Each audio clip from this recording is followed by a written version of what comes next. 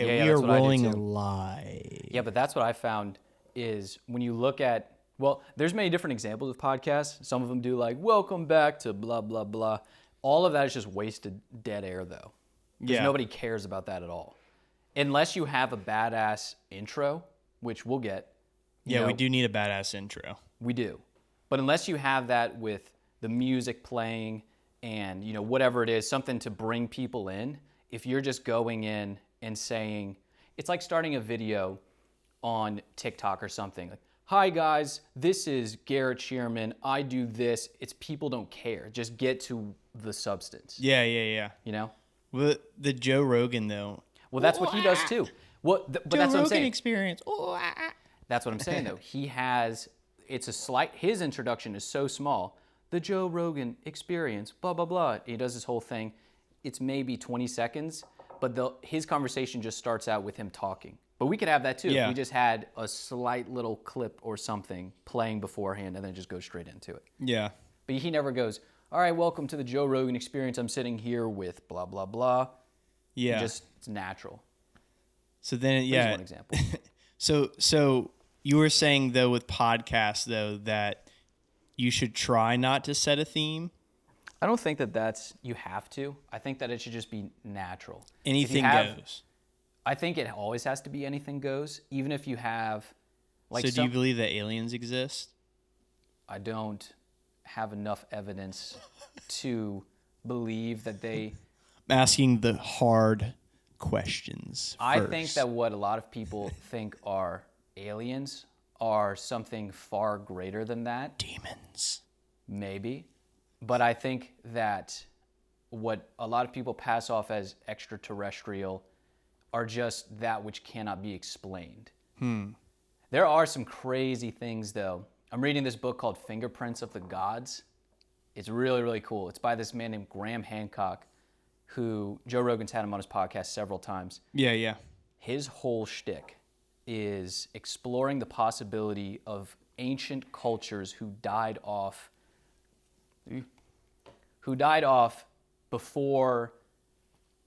well before the remnants of civilization, or well before civilizations were supposed to have come about. So they say generally that, I don't know, I'm going to slaughter the dates, but they say like 10,000 BC is when we generally have a concept that civilization started to exist. Yeah. But there's all kinds of theories and basically unexplained connections that could point to cultures existing well Way before before. that. Yeah. And that's what's interesting too, is because all nations across the world have a theory or some kind of mythology around a great flood. It, yeah.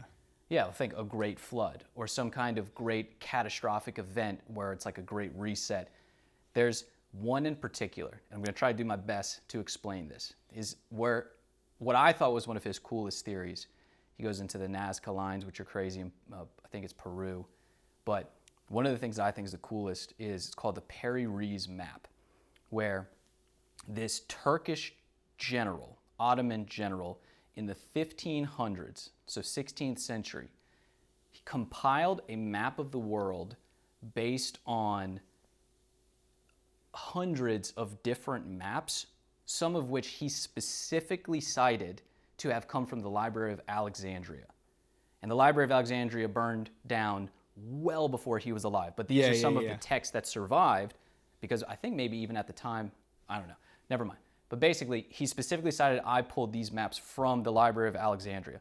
Yeah, which is one of the great libraries. One of the great libraries. There's maybe 3 or 4 of them that existed. One of them in the Library of Celsus. They're all gone now. They are. One of them, I think, survived. But Alexandria burned down. Celsus was lost. I think it was burned and then lost in an earthquake. That's in modern-day Turkey. Yeah. There was another one or whatever. Okay. But the thing is, essentially back before there was the web or anything like that, all of the world's knowledge was physically stored somewhere.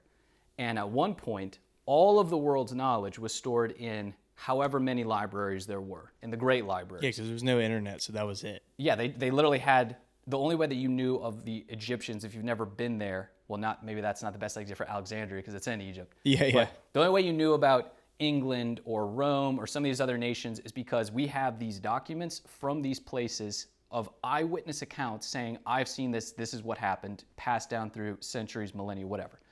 Anyway, the crazy thing about this map, the Parry-Reeves map, is that he depicted with precise longitude the exact locations of places that had not yet been discovered by the nations of the world yet.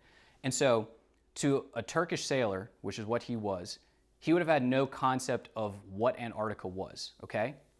However, and especially too, so the reason why it's so crazy that he depicted the correct longitude is because we didn't have the ability to calculate longitude precisely until like 200 years ago. Yeah. Well before he would have had the capability. Latitude we could always do. But longitude is something completely different. And so the craziest thing is that he depicted not only Antarctica with like pinpoint accuracy, exactly where it has been. Yeah. Without anyone at that time, quote unquote, having ever discovered it. But he did so depicting the shorelines of Antarctica as they would have been before, or maybe it was after, the last ice age, which was well before civilization was supposed to have ever existed. Wow. And we don't know that. We just made that discovery because what they originally thought was, oh, well, these are just inaccurate because these lines of Antarctica that he drew are inaccurate because they're clearly, once you go and just map the shore today, you can see that they're way off. But what he saw, or what he was depicting, is Antarctica as it would have been at a time when sea levels and the ice around Antarctica was completely different in the state that it would have been well before 10,000 years ago. Yeah. Which is so crazy because we just discovered that in like the 1980s, or maybe it was a little bit before that, but basically after World War II, when we had the technology to seismically map Antarctica. Yeah. This man did that though, without ever having set foot on Antarctica, hundreds of years before we ever had the capability of doing so, without man ever, the first man to sail to Antarctica in the modern day was like 1850 or something like that. Yeah. And so all the connections, basically the logical conclusion or the missing piece to that puzzle would be, well, if no one ever set foot on Antarctica, if nobody had discovered it, if the depiction of the map was of a time period thousands of years before we even thought civilization existed, Yeah. and these maps came from the Library of Alexandria, which burned down, and so generations of knowledge were lost, is that perhaps there was a missing link of civilization that was held in the Library of Alexandria that at the time might have been common knowledge, but after 2,000 years of it being missing, we just don't even know what that would be anymore. And so that's the theory. Wait, quick funny side note. Yeah. Do you think there was fact checkers back then? Where? Like everywhere. Oh, like say like Greece, like 1500s? a guy coming up like, yeah, like I saw like Medusa, she had snakes for hair. Well, okay. And then she looked at my mate, he turned to stone. That's Like I saw it with my own eyes. And, Right. and people were just like, oh, okay. there would have been no way to disprove Yeah. anything. So if you said that you sailed across the Atlantic and there was a kraken, you would be like, dude, whatever. There was a kraken there. Kraken, yeah. Yeah. I guess you'd have to have Details. like multiple accounts of something to even classify Multiple eyewitness accounts. it being historic. But even then, but okay, that was a side note. But I heard a theory that kind of goes along with what you were saying on the Joe Rogan Experience, actually, Might have been the same guy. where they were saying that what if human beings, like before 10,000 years ago, had technology, but not like we have it today. It's a different kind of technology. So our technology relies upon like silicon and electric. What if they had like advanced technology, but it was a different kind of technology? So they're able, because they have all kinds of stuff like pyramids, precisely cutting huge marble stones. They have like these vases and stuff where it's like, how could you possibly make this vase this precise without instruments? Adding on to that, the pyramids, with the stones taken that composed a lot of the pyramids, were taken from quarries thousands of miles away. Yeah. Before, No. So the theory is that they actually had an advanced technology, and it's not like technology that we think today, because we're just surrounded by like electrical TVs, cameras, and silicon laptops and stuff. It was a technology, but it was a different. Like they discovered a different route into advanced technology, whether that be like magnets or pulses or plasma or whatever you could think of. But then they're saying that like extinction events happen where it sends human civilization back into the Stone Age. and so that's what's so interesting Yeah. is that across any culture, religion, history, whatever, when you go back to the ancient cultures, you can take the example of Noah in the Bible. In every single one, there is some form of mythology surrounding the great flood, Yeah. whatever it would be. Whether that was some kind of, volcanic eruption or some kind of cataclysmic event that rose sea levels at a crazy pace. Meteor. Yeah, something like that. Every single one of them has it. And so it really makes you think, and that's what's really cool too, because he does go into, it would be the premise for the greatest book. Like if you're talking about an adventure book, this Graham Hancock book, The Fingerprints of the Gods, he goes into like the Mayan human sacrifices because they had history of a cataclysmic event happening, and the reason that or maybe it was the Aztecs, that they sacrificed at one point 250,000 men a year. Jeez. Yeah, to please this god, and literally it's graphic. He said they would skin them alive and then coat themselves in oil and dance in their skin. That's literally. Dude, I'd be pissed. Dude, like you're chosen this year, like you're getting sacrificed to the god, like man, like you're getting sacrificed. Think of the gods came down, they told me it needs to be you, not me. Like, oh, okay, that's an honor. According to them, there was 6 or 5 extinction events that occurred that they occurred like at every so often, like at predictable intervals. And that's where, you ever heard of like, whatever it was, the year 2000 or something like that the Mayan calendar expired? Oh yeah, I remember. That's actually where that comes from. That they predicted that on this date, because according to them, it occurred at distinct intervals, according to dating back however many generations, that the 6th extinction event was supposed to take place on that day. That's where it came about.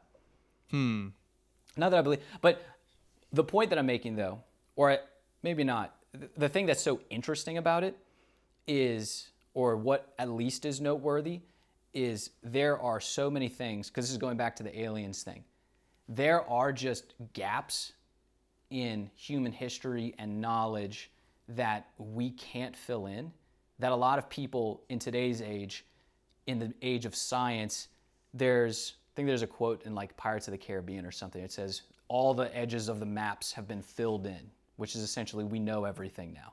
There's nothing else that we could discover. There's no place for God or for anything outside of what we can physically observe. But that's so ludicrous, because even within just this realm of history, there's so many things that can't be explained. Yeah, and that's just like, you're not even taking into account space. Yeah, like exactly. We're talking about like the Earth. Mm-hmm. Like think of we've only mapped like 10% of the ocean floor, something like that. Yeah. I mean, yeah. But yeah, today's science is more just, it's disguised as not being this, but science is like the atheism of science is just a religion today. It's disguised under the mask of we're enlightened, but in reality, it's a whole belief-based system. Technology is pretty crazy though. Like it blows my mind. Like that camera right there. Like, oh yeah. Like how is that thing made, and how does that thing only cost? Like how am I able to buy that thing in a sense? You see what I'm saying? Because you could give me 100 years on Earth, and I couldn't figure out in that 100 years how to produce that camera. Yeah. And so it's like, but I'm able to buy it within my means pretty easily. Like how are we getting this crazy awesome technology? Yeah, it's unbelievable. And able to just like get it. I mean, I guess it's the United States leveraging our reserve currency status over other countries, so we're very wealthy and we're able to afford nice things. But I mean, the technology's nuts. Like all of it's nuts. You could equate that to the arc of man, but really like the Industrial Revolution, all that stuff. But The iPhone, dude, that thing's nuts, and you can think from buy the it? time Thomas Edison invented the light bulb to the invention of the iPhone Yeah. is maybe less than 100 years, or Yeah. right around that. Yeah. And so just from Exploding. that arc, he invented so many things, but you could really attribute it to a collection, a few great men who just completely shot through the boundaries of understanding and paved the way, or how about open the floodgates on what could be Technology, yeah. based on a handful of inventions and Yeah, like the discoveries. big, yeah, that's what they say. There's inventions that are like the, like bedrock, like huge, like, oh yeah. No. There's inventions where it's a new something. Like, oh, he totally invented something. And then there's, what do you call it? Improvements on that invention.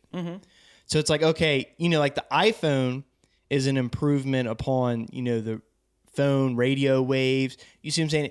But the person who invented like the OG idea, you see what I'm saying? Like, it's like, oh, that's the smartest person. The person, and a lot of those were in the 1800s, the 19th century. A lot of those like revolutionary, crazy, like the printing press, Yeah. cotton, whatever, this, that, the other. I think the printing press was all the way back in maybe the 1600s. Yeah, like the. It's crazy. Oh, okay, yeah, maybe a little before. But there's all these inventions that happened like maybe 1800s where it was like revolutionary. Like, oh, that's a completely different idea. It's not an improvement on something that already existed. Right. Whereas like the iPhone is an improvement on, I mean, I guess the touch screen didn't exist and that's crazy, but it is an improvement on like, say, like the internet and the phone. Like it's merging invented technologies kind of together and just making it more perfect. The reason why the smartphone was such a ridiculous breakthrough is because wherever you are in the world, especially, in our lifetime, Wi-Fi and cell service will be free and everywhere. You know what I mean? I think even Elon Musk is trying to do that now. Doesn't he already have something up? Starlink, but it's not free. I mean, it makes it where you can get internet anywhere in the world. Anywhere in the world. Via satellite. That is unbelievable. Yeah, so yeah. essentially, but that technology is going to continue to increase and it'll be more cost effective. Who knows, in our lifetimes, that could be the only thing that exists is that, I'm just plugged into this satellite. Like, everywhere. think of the fact that you're able to even buy the iPhone. I know, but Because it's such crazy technology, but you're able to oh yeah, no, you can afford, not only can you afford one, but you can get one theoretically every year if you want to. Yeah, and it's like the most crazy technology ever. imagine. Like, how are those things not like $80,000 per device with how amazing they are? So this is, See what I'm saying? When we talk about Nassim Taleb, Yeah. and the concept of anti-fragility. Yeah, He's the yeah. one who wrote the book Anti-Fragile, and anti-fragility is a whole conversation unto itself, where basically you're past robust, you benefit off of volatility. The more volatile something is, like for example, if I write a book, then the more volatile the market is in my regard after I wrote a book, my skin's in the game, and so I have no essentially cost up front except for time.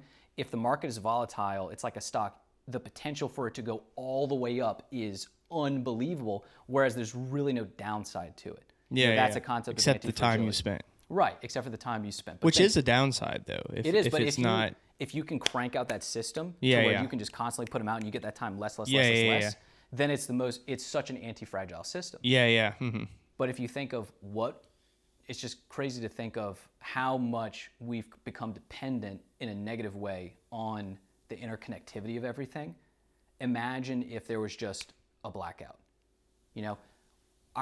My grandma knew how to field dress a duck. Like literally, like she's a sweet, hey sweetie, but then she could literally it's gruesome. She wring its neck, break its neck, get all of its organs out in her lap, hey, there's a little doggy, you see, no problem. We would have there's so many people, most of society has no concept of doing those simple things or how to grow a plant from a seed or any of these kind of things. Whereas imagine if there was a great reset to where all of a sudden you just no longer have your phone ever again. Yeah. Oh, yeah. I mean, it would be complete chaos. Because there's too many would eat people that rely completely on that. I mean, I'm lucky enough to been in the Cub Scouts and Boy Scouts elementary year, and they actually taught us oh, here's a map. This is how you actually position the compass on the map. the map is like gridded by like, oh, this little square is this many miles. So you can actually set like, oh, okay, I want to go northeast to this place. Right. You can actually literally like pretty accurately like, Oh, yeah. this is how I get there. But like I mean, especially our generation was kind of the foot in the old way and foot in the new way. Yeah. So we've never completely, I mean, we heavily rely on technology, but we never completely relied on technology. Whereas the younger generations completely rely on technology. And that's what's so crazy. Like utterly. That's why I think our generation is a golden generation in a sense, because we're the experimental generation, where we're the first one to be, well, you're right. The next generation after us is the one that has been from birth, like you have an iPhone. Yeah. Or TikTok, you have access 4 to years old, 5 years old. Right, or a tablet or something like that. It's in there. But I remember growing up in the 90s, like being a young kid in the 90s, where like it was still way a part of the old world. It still had that, we barely just got internet and the access to computers. We were born in 95. Yeah, 95. It wasn't really like a thing though. Whereas my sister, who's a little bit older than me, she was brought up at a time to where when the wave came, it kind of passed her by. Whereas us, we were able to still grasp it, but we have a foot in, foot out. Our birth year is like technically considered like we're right on the cusp between millennial and Gen Z. So I think that but you know what's crazy though? Yeah. I remember the grade ahead of us, the people I went to kindergarten with, they're actually more millennial acting, like all those people. But the grade below us, they're more like Gen Z-ish to me. Like they're different. Like they were more like, it's crazy to describe. And we were like the caught in between in a sense. Yeah. And you could say, I mean, it could oscillate either way. You know, I bet there was. But that's what, the grade ahead of me, they always acted more millennial-like to me. But the grade below us acted more Gen Z-ish like. I believe that when we look back, we're going to be, and there could be a smaller or a more broad window of that generation. I think we would technically be classified as a completely individual generation. Yeah. Because we're on that threshold. That threshold of like literally like it was invented as like we saw the before, and then when we turned age of where you could access those things, we got the social medias and like rode that wave. So the iPhone came out in 2007. Yeah. Okay, so we were 12. Yeah. Or 13. Yeah. We were basically in 8th grade. Yeah. When all that stuff came about, to where we were just on the cusp of leaving adolescence to be teenagers and all that stuff, to where we were able to get caught up with it. But you could see both sides. Like you said, slightly older than us may have been completely passed by, slightly younger may be completely involved in all that stuff. Yeah, that could be more perception. It's probably like kind of... It's probably, But there's a sliding scale. So, though, if a blackout happened, though, like, dude, chaos. Oh, yeah, chaos. Chaos, complete anarchy. Yeah, you'd have to, like there would be those who are like, yeah, like, I'm skinning this duck. Or would you say feather this... Field dressing. There's those that are like, yeah, I'm going to field dress this duck. And there's those that are like, I don't know how to field dress this duck. Yeah.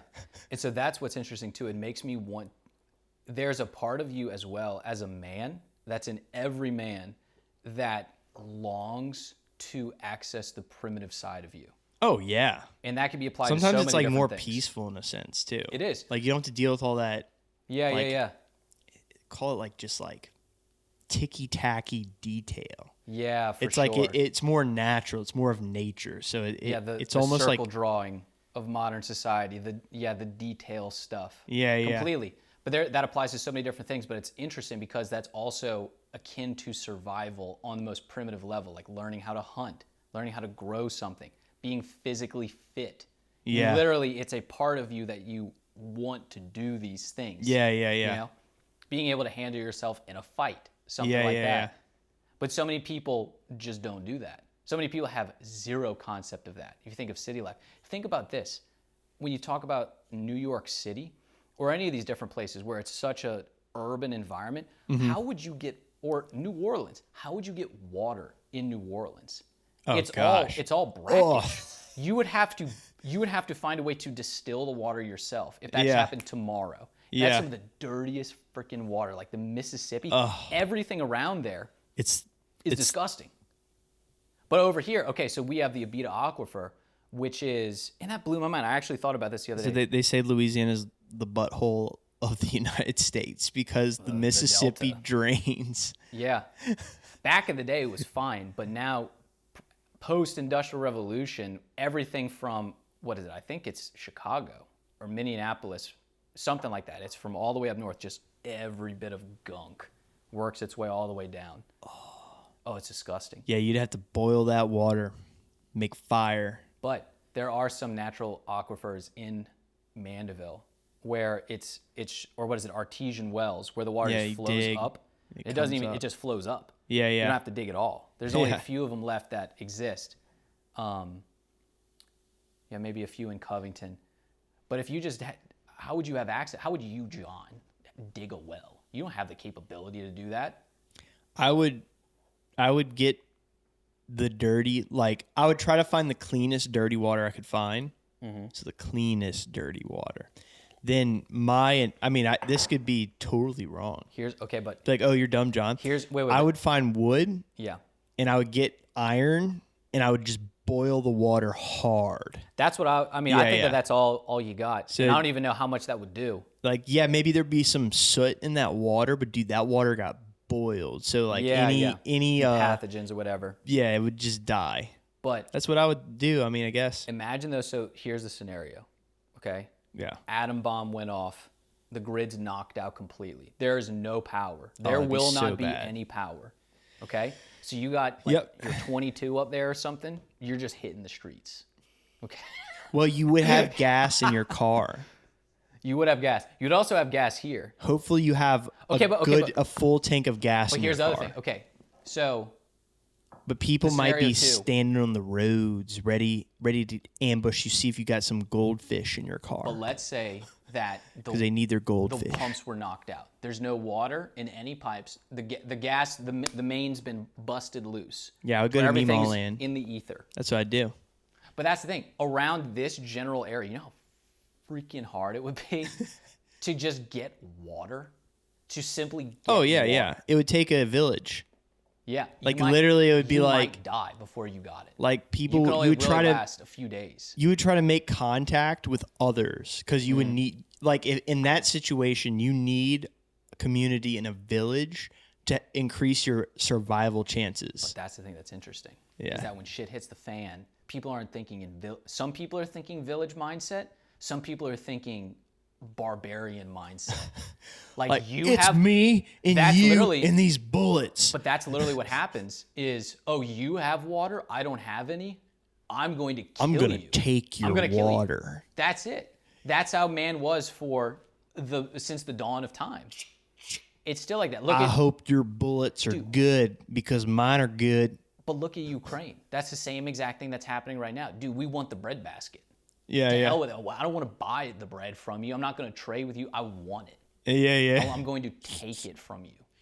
No, dude, that's like with like some of the hurricanes, like Ida and Katrina and stuff. How it so fast Anarchy. resorts to like Anarchy. Dude, no, I heard with Ida. What was I think like Thibodeau got hit hard or a little bit Maybe. west, Yeah, yeah. a little bit west from us. Yeah, maybe it wasn't Thibodeau.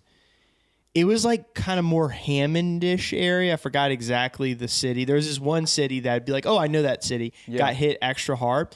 Dude, they had a curfew for like a month. Oh, yeah. And they said, I had a customer that I worked with where she said there was like legit like, oh, like people with guns, like, oh, we're coming. Oh, yeah. And like, it was like, oh, like give us like, we want your food. They called the cops and were like, yo, like these people are trying to like, they're outside the house with guns right now. And the cops did show up and were like, what are you doing? Like, No, dude. like curfew. We're establishing a curfew in this whole town. That ain't Yeah. nothing, though, compared to what happened in New Orleans. Oh, after yeah, yeah, Katrina. yeah. Oh, yeah, yeah. That was, those are dark stories. Well, that was just more recent. Yeah, but yeah. No, for Katrina, sure. But yeah, but it was just on so much more of a grand scale. Yeah, yeah. Not knocking. I mean, I could be completely wrong. There could have been horror stories in Thibodeau or wherever it Oh was. yeah, but you see how like it's like, oh, I mean that's like right there. And you can just see like, oh, your next door neighbor descends into anarchy right before your eyes when something like that happens. Like it that. could be your neighbor. When your simple Like, necessities oh, aren't hey met. Jim, how's the weather today? He's got a crazy look in his eye. Yeah. You got water? Oh no, Jim, I don't have anything. You got water. Yeah. No, look- Jim, no. I heard Joe Rogan make this point. If you did believe then that there was a flood or something like that, or this catastrophic event, who would actually survive in that scenario then? When things are actually driven to anarchy? Dude, it's going to be the savages. Oh yeah, It's yeah. going to be the people who are willing to kill children, Yeah, anybody, yeah. to mow down people. Yeah. In that scenario. That's the only Because people that are going to what's the survive. what's the best soldier? The best soldier? The one with no empathy. Yeah. Yeah. So he's not even thinking human. He's thinking objective. Animalistic. Yeah, he's like, oh, this is the objective. Mm-hmm. Nothing's gonna stop me from hitting the objective. Like not thinking of feelings, not thinking of how someone looks or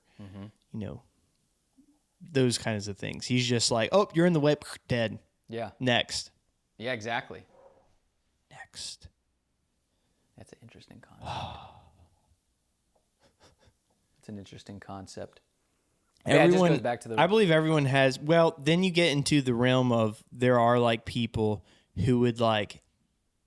It is interesting that there are people that are like, oh, I'm just like oh, you want the water and you're gonna like hurt me for the water. Just have the water.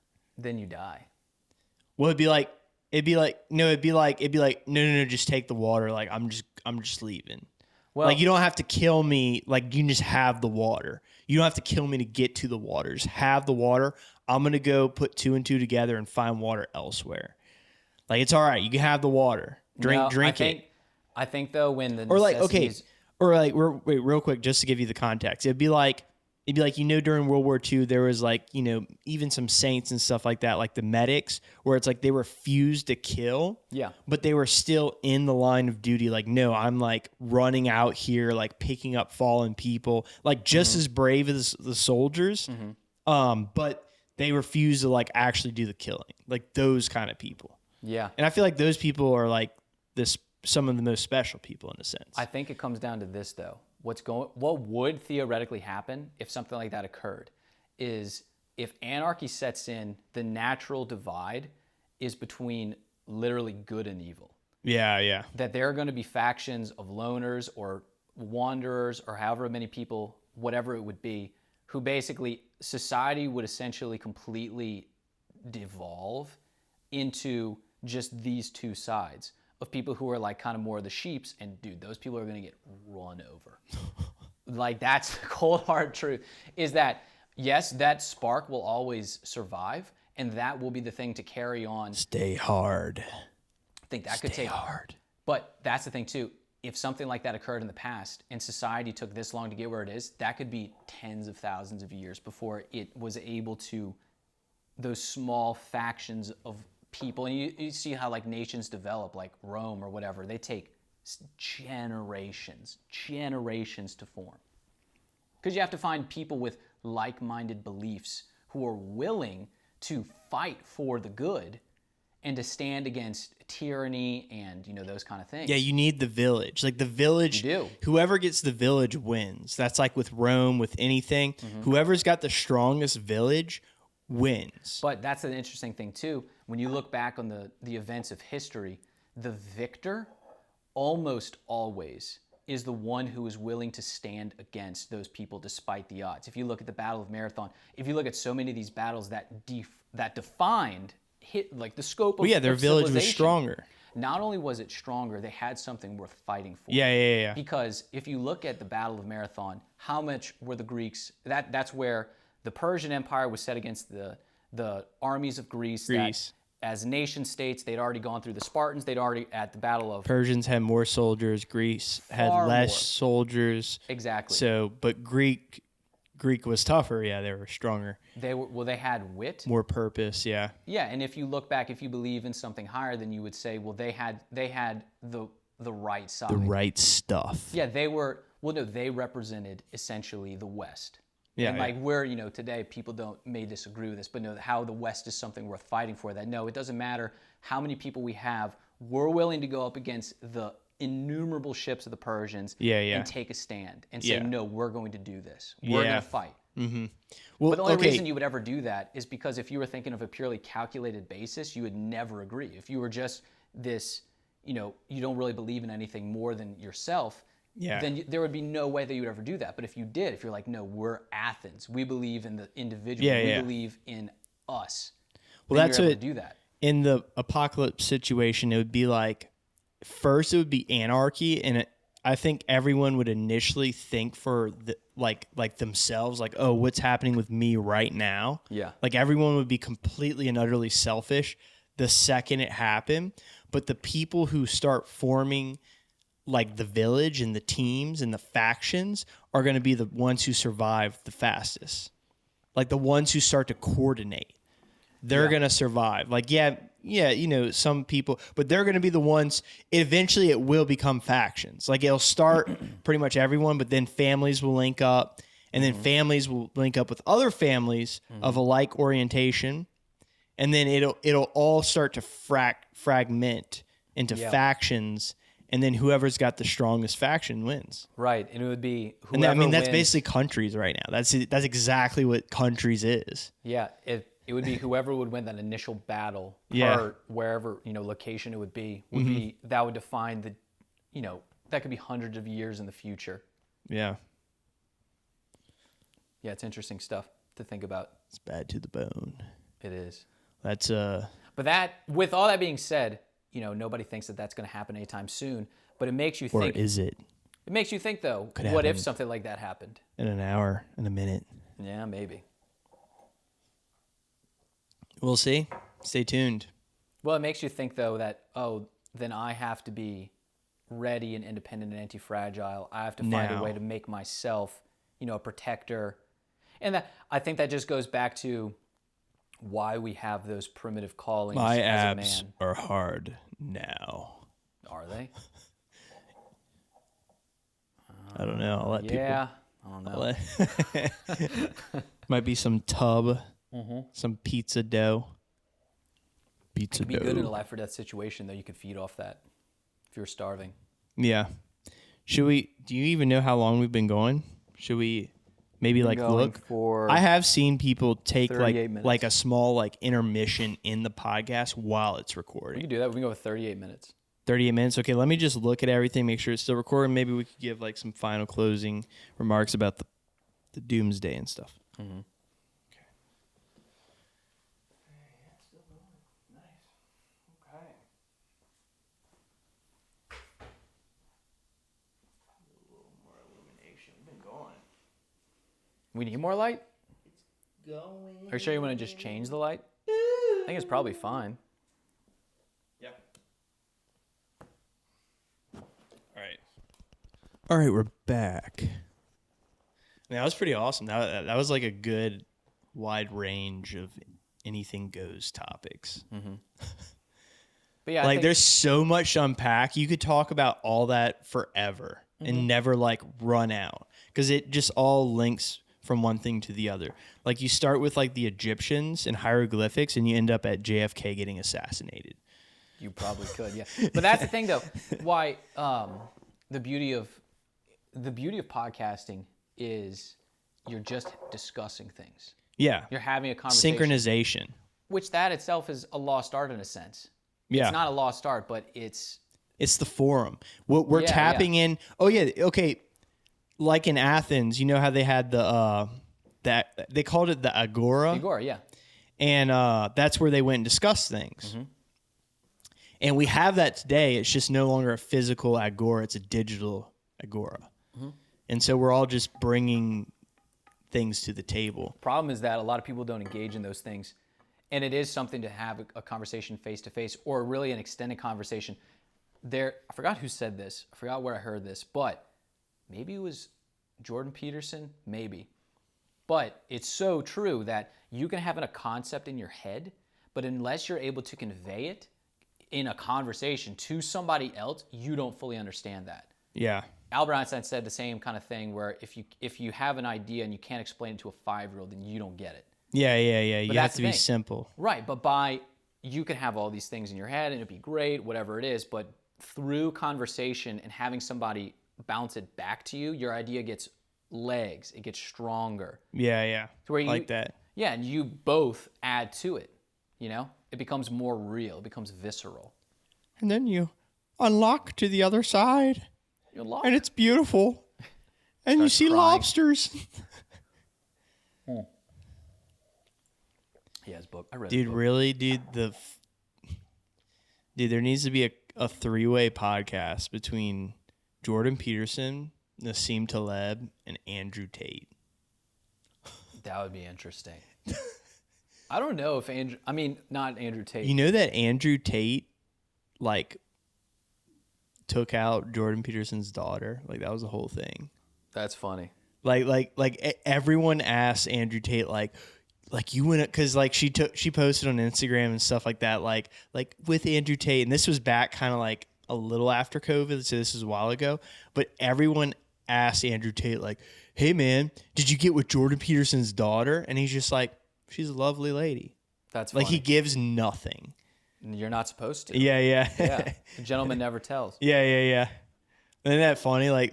No, that's really deep, because Andrew Tate in a sense is like Nassim Taleb.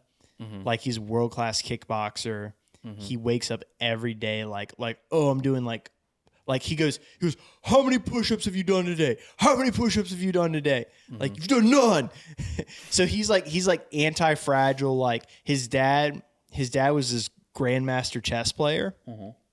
Which, that's a whole conversation. Grandmaster chess players, they're like geniuses in their own right. Dude, no, like, it's a whole thing. I know all about it. Yeah, the Grandmaster. Yeah. That's the highest rank that you can achieve. Oh, yeah, chess. they're insanely. He said, Andrew Tate said that his father could beat him in chess and not even look at the board. Like, he would have the board in front of him and he would just be like, knight C5. Oh, yeah. Like, even never looking at the board ever. There's a lot of people out there. I love chess. Yeah, I play it every day. And I watch some of the content of, like, there's like a whole streaming chess community out there of people, of like the Grandmasters, Magnus Carlsen, Hikaru Nakamura. Yeah. This whole group of people.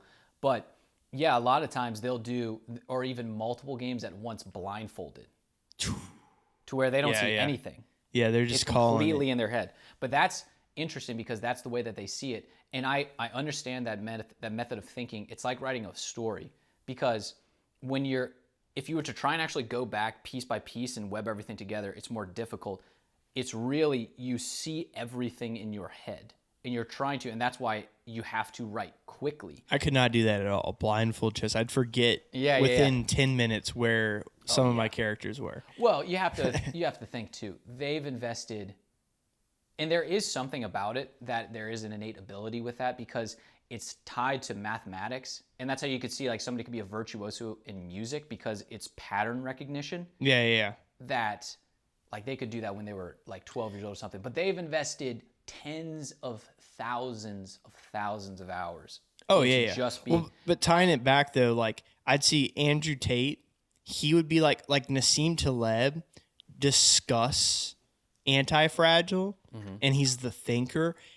It'd be like Andrew Tate is the doer of that. Like, he actually is the one who wakes up and lifts super heavy weights. He actually is the one that gets punched in the face and punches. Taleb lifts heavy weights too. But like, it's like to a different, like Andrew Tate actually gets punched at. Like, oh, they're punching at me. Yeah. But okay, so he would be like the anti-fragile, and then Jordan Peterson's like, he brings like the empathy, diplomatic side of things, and the dynamic on that conversation would be insane. Yeah, it'd be interesting. Like, it'd be like Andrew Tate would be like, you just got to do this, and Jordan Peterson would be like, well, maybe, you could maybe think like this, because maybe you're not seeing exactly what everything you need to see, and you seem to act like you know it all, but what if you don't know it all, but then it'd just be like nah. I think it would be interesting if Andrew Tate had a sit-down conversation with a very intelligent and articulate priest or bishop. Yeah, Yeah, sure. to represent that side of things. He says he's a Muslim, Andrew Tate. Say he's a Christian. I thought he said, no. Recently, he's been saying like, "Oh, Muslim stuff," but he says in this one podcast, he's like, they're talking about stoning women for cheating, and he's like, "Hurrah!" He's like, "Abdul, get the rocks or whatever," and then they're like, and he goes, like, "What are you under?" Like the girl goes, like, "What are you under Shiite law or something?" He's like, "No, I'm a Christian," and that makes him like die laughing. That's funny.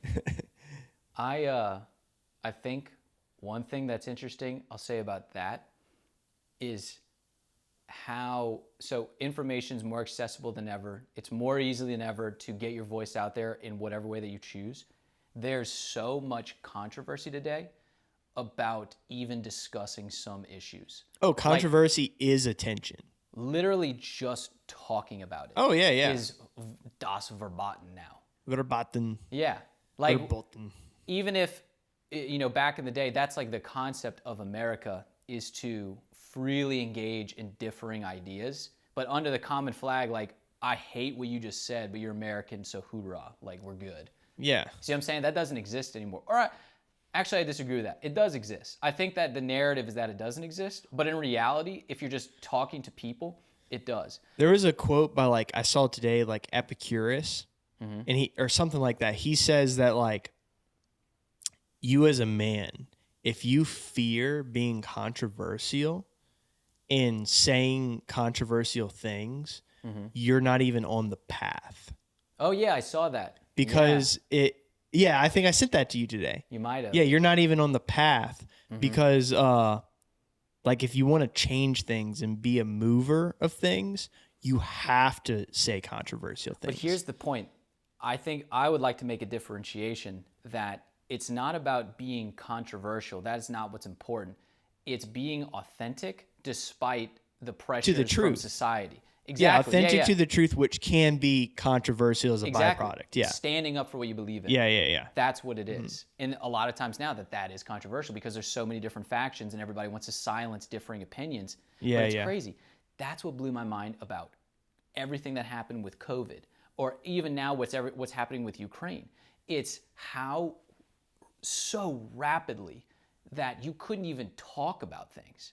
Oh, yeah. Not that, everybody just immediately accepted whatever was coming out of whatever pipeline. Oh, yeah. Dude, and that's a whole podcast in itself. It is. Like, literally, we could have a whole podcast. We could. Let's discuss what happened in COVID. It's this.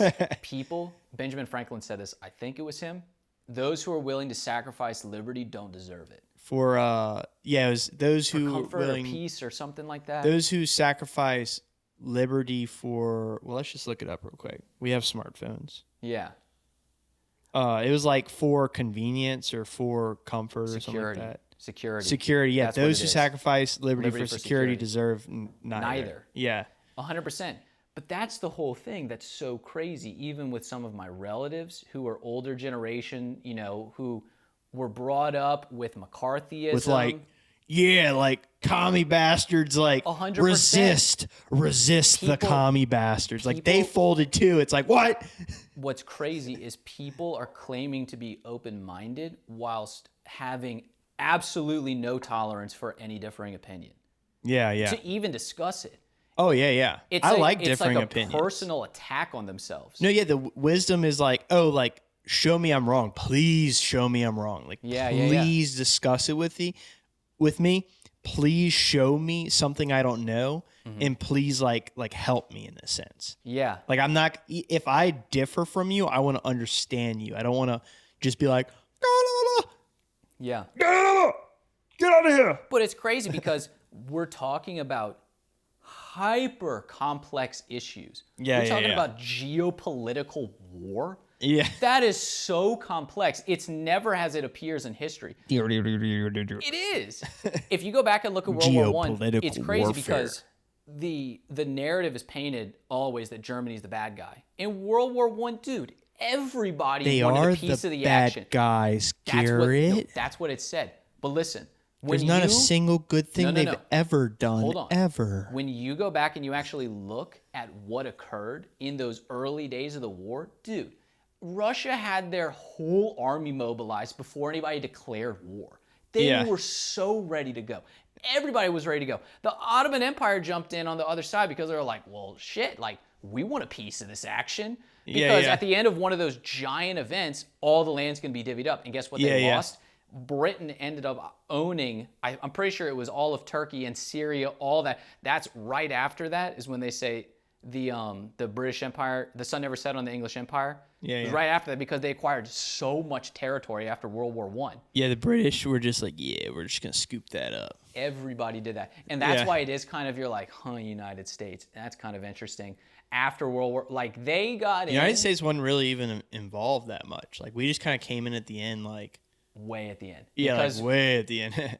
that said about the boom of Dude, that's America, another too. podcast. Like, It is. You could do World War I podcast, World War II podcast. You could do so many podcasts on You World War could, I. dude, yeah, you could do like this is a 12-part podcast series on World War One. Oh, yeah.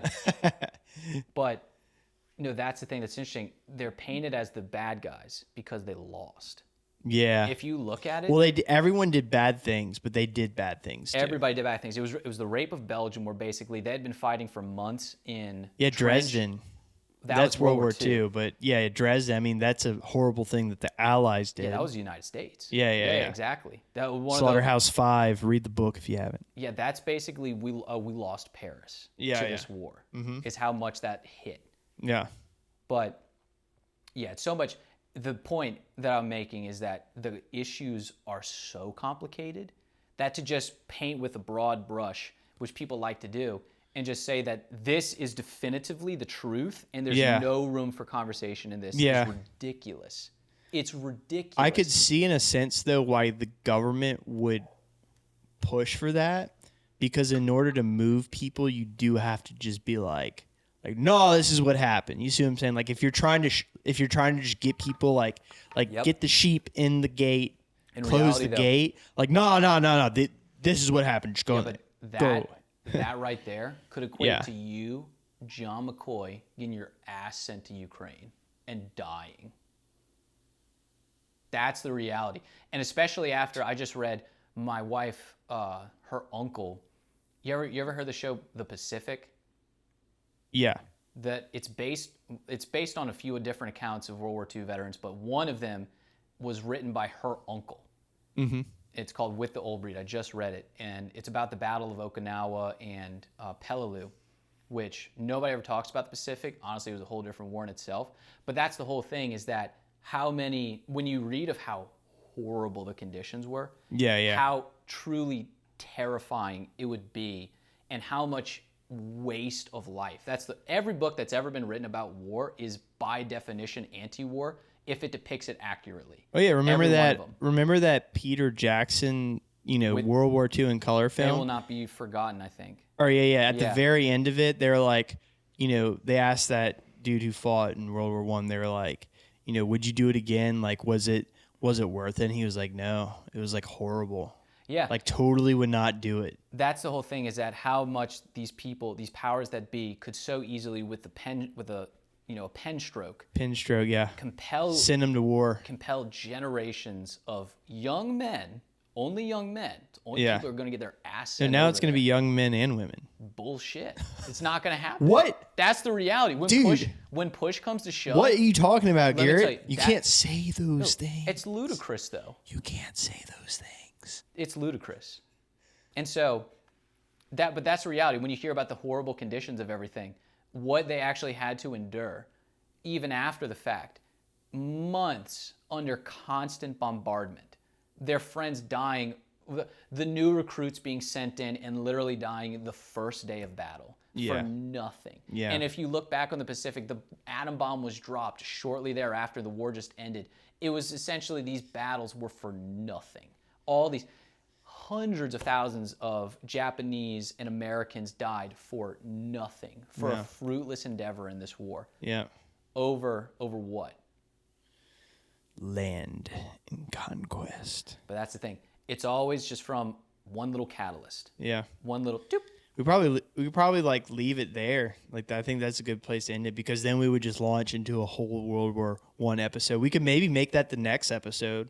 Like World link War it with One. Ukraine and everything. Yeah, get But that- Jimmy too. Yeah, that's the whole thing. Like, People, we're gonna if people discuss really want to World be War I. controversial, if people really want to talk about some hard-hitting stuff, Yeah. it would be comparing the justification for the war in Ukraine against the claims that are made today and the reality of the situation that the United States and the powers that be You saw that thing are recently. creeping themselves into by aiding Yeah. these countries. No, you saw the news or whatever where the high level Pentagon documents got leaked. Yeah, but I didn't look into They it. released the dude. It pretty much. What did it say? It pretty much says that this is like the U.S. actually U.S. and allies actually have troops fighting in Ukraine right now. Dude, that's That we haven't told the American public. So they're basically the documents say, you can look it up, that the U.S. is actually at war with Russia. Like, because think about it, we're way more organized than Ukraine. Ukraine's not going to get it together without help to by themselves defeat Russia. What the United States were document sending says, they were sending them these unbelievably complicated missiles. Yeah. That these No, no, people no, who no, are no. not even a trained army are expected to just like, oh yeah, you just pick it up and blah blah blah with deadly accuracy. It makes the no Pentagon documents, like it was like top level Pentagon documents. It wasn't just like, oh, this is a common document. Like this dude got like the general C, like the top levels, and it basically was like, yeah, the U.S. is fighting Russia, dude. But that's in the thing. Ukraine. Like there's Okay. soldiers in Ukraine, and we're directing Ukraine exactly how to fight Russia. Which So then, no. So then, though, it's like, and then what people are saying is like, dude, how is this being kept from U.S. citizens? Because only Congress can declare an act of war. war. Yeah. And it's like you're actually engaging in can't the president warfare declare war? The president behind. can declare war. No, only Congress. The president can suggest that Are we you declare sure? war. Yeah, 100%. Only Congress. That's part of our founding.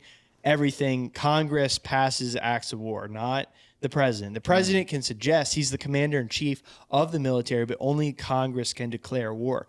But what people are saying, it's like, oh, America's basically right now. The president is declaring war behind Americans' backs without Congress's approval. That could lead into World War III, and then it's going to be like, wait, if this leads into World War III, it wasn't this isn't even a declaration by Congress. It's not a legit war. And that's the whole We're thing. being led into this against our, like, without even giving our opinion or But it that's- being but debated. hold on. This is the whole point, Yeah, though, yeah. is that what is the point of this? Where, that's a if whole you were to podcast actually in follow itself. the motivation, what could possibly be the point? And this is what pisses me off. Land money is when you conquest. actually talk about this and when you try to broach these kind of subjects, the only thing you hear from people that I respect is that is this. No, like seriously. Yeah. It's no, Vladimir Putin's evil. There's like, no, he has to be stopped. It's like, dude, your ass isn't going to be sent to the front line to die for nothing. Yeah, for yeah. nothing. And it makes me sick. Yeah. But that's the cold hard It's reality. nuance. You have to have nuance in your understanding. Yeah. Otherwise, it's you have to be able to like see no one. and No that's- one's completely perfect except Jesus. Dude, that's the whole thing, though. And when you actually think about that, to suggest that there was no justification, that NATO wasn't encroaching, dude, Finland's now a part of NATO too. That all of these things, that it's just cold, cut, dry, simple. Domination. He's evil. We're good. That's what we need to do. A plus B equals Yeah. C. It's like, dude, this is calculus. Yeah, but this is trigonometry. This is not algebra. In order for soldiers to do what they need to do, you have to convince them that it is black and white. Because the best fighting soldier thinks that the person That's they're what we were fighting talking is about. evil. They Yeah. believe. Yeah, they they believe in believe their that cause. these people are like, oh, we are killing devil scum. No, man, we but are that's the killing thing, less though. than human. Even in Yeah. World War II with the Japanese, they despised them because they were fighting them and because the cruelty that the Japanese inflicted upon American soldiers that were their friends and allies. Yeah. But even then, the common sentiment was, this is a waste. This is ridiculous. Yeah. This is a blight, a plague on humanity that we're fighting these people. Yeah. This is atrocious. that this has come to exist. We hate you because we have to hate you to literally survive. But Yeah, but this is horrible. Like point blank, this should never have been. Yeah, but it happens. Let's segue. Let's segue that for the next episode. We can get Jimmy too, and like go like, oh, World War I, Ukraine and Russia, like World War I That's a great topic. Ukraine Russia. That's a great like topic. kind of like doing them together in a sense. Yeah, I think that was good. That was a good one, Garrett. Yeah, that was really good. Right. All right, we can pause it. Pause it. Yeah. Okay. Boom.